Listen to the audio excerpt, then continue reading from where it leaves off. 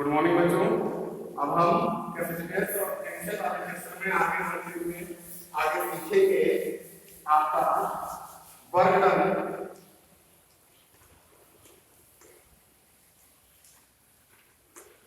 In rotating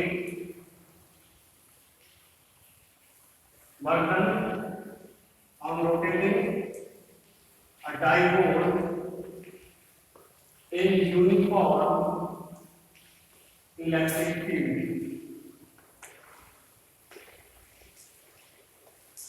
uniform electric field में अगर हमारा डाइपोल रखा हो तो ऊपर किस तरह का वर्क डन होगा जिससे वो रोटेशन होता है। तो देखिए कंसीडर कर लीजिए ये हमारा यूनिफॉर्म डाइपोल वो है यूनिफॉर्म हमारा इलेक्ट्रिक फील्ड है। इसके अंदर डाइपोल रखा हुआ है, ये डाइपोल है। लेंथ हमने मान रखी होती है पहले से इक्वल है माइनस q प्लस q, ठीक है। ये इसकी इक्वल है।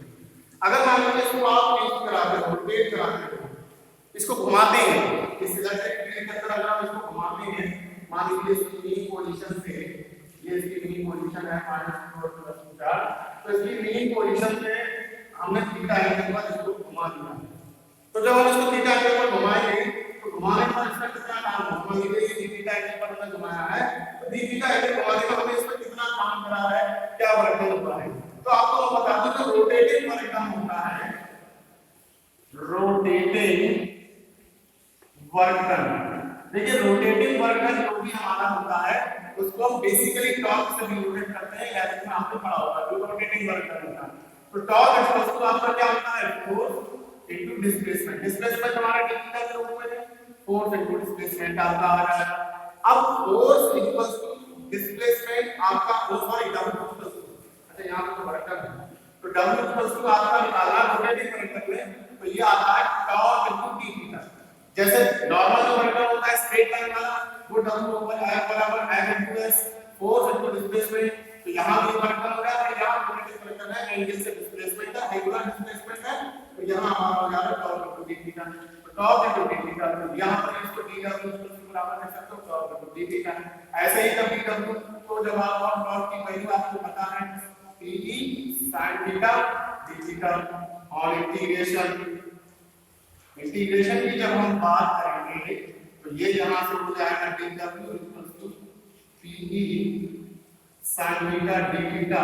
और इंटीग्रेशन किससे करेंगे, मान लीजिए थीटा 1 से थीटा 2 तक का आप इंटीग्रेशन कर रहे हैं, तो ये यहां से सॉल्व होके आ जाएगा w आपका निकल के आ जाएगा Pe और माइनस का आगे लीजिए, ये आ जाएगा आपका cos थीटा और लिमिट आता है थीटा 1 से थीटा 2। लिमिट जैसे ही थीटा 1 से थीटा 2 आपकी आ रही है, तो यहां पर ये आपका हो जाएगा w माइनस का Pe cos theta 1 minus cos theta 2, ठीक है। ये यहां पर भी छोड़ा जा सकता है। इसके अलावा कभी कभी इसमें ये भी बोला जाता है कि 0 से और थीटा एंगल तक घुमाने में काम, तो 0 से थीटा एंगल तक जब आप काम घुमाते हो when rotating from theta 1 to 0 to theta 2 to theta, then तो आपका w बराबर आ जाएगा माइनस का Pe और ये हो जाएगा cos 0 माइनस cos थीटा। तो ये यहां से w बराबर आ जाएगा माइनस का Pe cos 0 theta 1 minus cos theta, ठीक है। ये इसको यहां पर डिफरेंशिएट कर सकते हैं या आप लिख सकते हो w Pe cos theta minus 1। तो ये हमारा हो गया work done on rotating a dipole when it is placed in uniform electric field. इस तरह से आप इसका डेरिवेशन कर सकते हो। बाकी सारा डिटेल्स आपको करना पड़ेगा। Let us consider dipole placed in uniform electric field की let the dipole be shifted from the angle d theta, then the work done on rotating the dipole is dw equals to torque into d theta, then dw equals to torque की value आप जानते हैं कि torque equals to क्या होता है हमारा d sin theta d theta। और इस तरह से आप इसको सॉल्व करेंगे, आपका ये सॉल्व हो जाएगा। ठीक है बच्चों, इसको कर लीजिए, ये आसान है वर्क डन। चलिए अब देखते हैं नेक्स्ट, इसको नोट कर लीजिएगा बच्चों।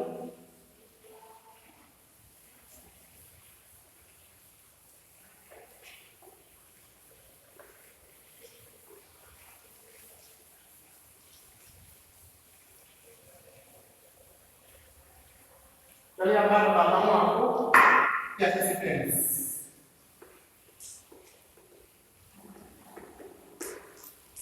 देखिए इंडक्टर की जो कंडक्टर की जो प्रॉपर्टीज है वो आप एनसीईआरटी से पढ़ लीजिए, बेसिक प्रॉपर्टीज दी है उसको आप पढ़ लीजिएगा, नहीं आया तो मैं करा दूंगा, ठीक है।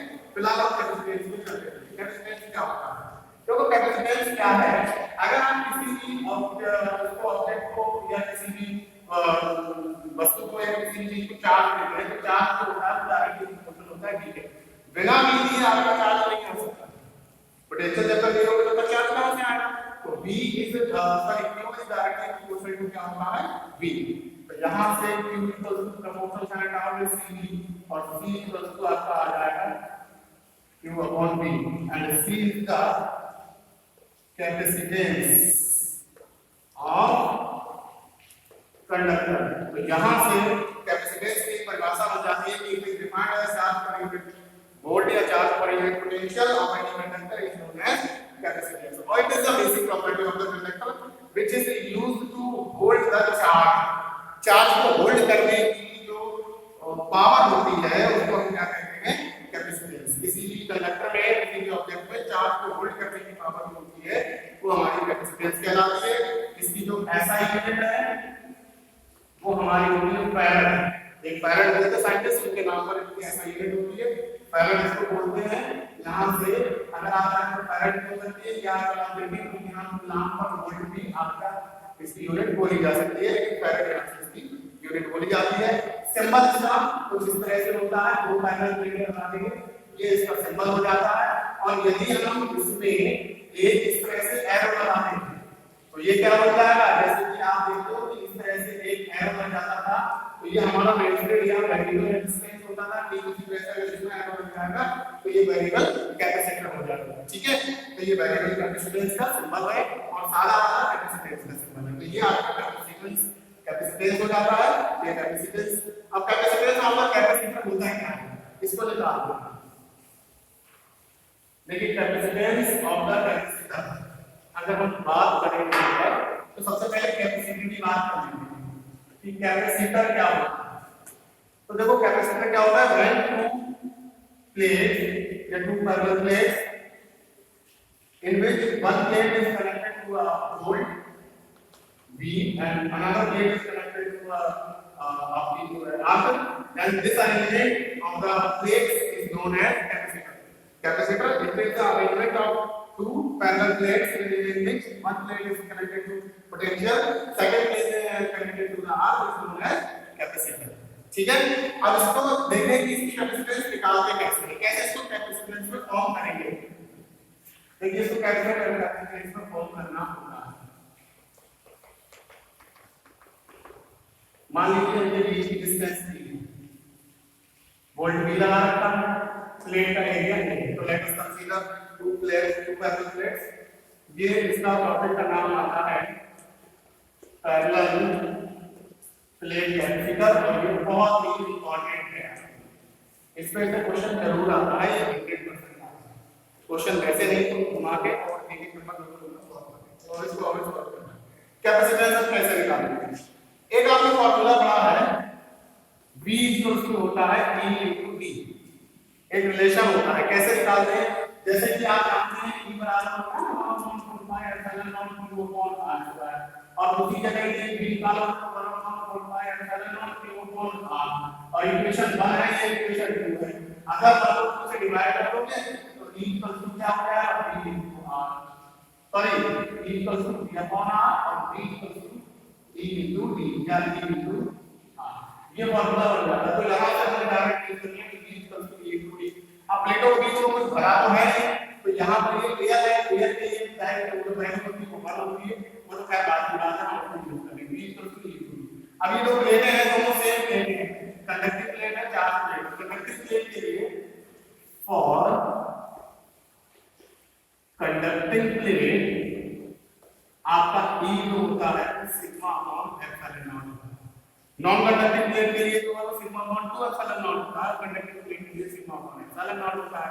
इसकी वैल्यू लगा दीजिए तो V = क्या हो जाएगा? σ/ε0 D। अब प्लेटों के बीच में कोई डायरेक्ट्रिक तो रखा नहीं, डायरेक्ट्रिक रखा हम देख लें। अब यहाँ से इज इक्वल टू अब v इक्वल टू सिग्मा की वैल्यू क्या होती है q upon a epsilon not और ऊपर आ जाएगा d, ठीक है। और इसे समीकरण 1 दे दीजिए। अब आप जानते हैं कि क्योंकि c इक्वल टू क्या होता है q अपॉन v, अब c equal to q upon v, तो यहाँ से इसको वैल्यू लगा दीजिए, तो c equal to q upon v की वैल्यू जो हमने निकाली है q upon a epsilon naught into d, से q कैंसिल, तो c इक्वल टू आ जाएगा a epsilon naught upon d। तो ये आपके पैरेलल प्लेट कैपेसिटर का फार्मूला निकल आ जाएगा। अब यहाँ से सवाल ये होता है कि कैपेसिटेंस डिपेंड किस पे करती है। अगर आप देखें तो यहाँ से ये तो डेफिनेशन बेस आपका निकल क्या आता है c equal to q upon d, but capacitance does not depend upon this and this, ये इंडिपेंडेंट होती है इन दोनों से। कैपेसिटेंस किस पर डिपेंड करती है, कैपेसिटेंस डिपेंड करती है एरिया पर, किसकी प्लेटों के एरिया पर। कैपेसिटेंस किस पर डिपेंड करती है, उनके बीच की डिस्टेंस पर। और यदि मैं इसके बीच में कोई डाइइलेक्ट्रिक धातु पूरी तरह से अगर मैंने डाइइलेक्ट्रिक धातु और डाइइलेक्ट्रिक मान लीजिए के रखी मैंने, तो ये आपकी आ जाएगी c equal to k a epsilon naught upon d, अगर पूरी तरह से भरा हुआ है। और नहीं है तो के लिए मैं लिखना होती है, तो वैसे ही एप्सिलॉन। तो कुल मिलाकर ये आप देखिए कि capacitance of the capacitor is depend on the area and distance between the separation. यानी हम ये कह सकते हैं कि किसी भी कैपेसिटर की कैपेसिटेंस जो होती है वो सेपरेशन पर डिपेंड करती है, कॉन्फ़िगरेशन पर डिपेंड करती है, ज्योमेट्रिकल कॉन्फ़िगरेशन, शेप, साइज पर डिपेंड करती है। ये आपके चार्ज या पोटेंशियल पर डिपेंड नहीं करती है। चलिए आज के लिए इतना ही, बाकी वीडियो हम कल बनाएंगे, कुछ कल देखेंगे। ठीक है बच्चों, थैंक यू।